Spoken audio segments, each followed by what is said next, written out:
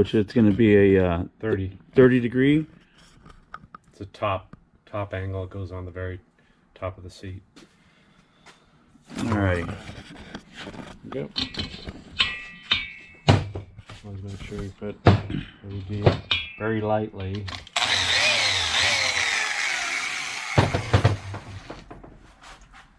There.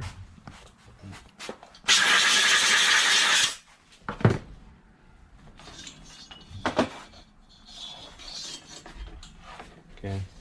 If you look at that's the angle I just cut right here. That's your 30. Okay. You don't want to go too deep on that, if possible. You know, just enough to break, the original top cut, and then anyway, so it merges down into the 60, and then your 45, the end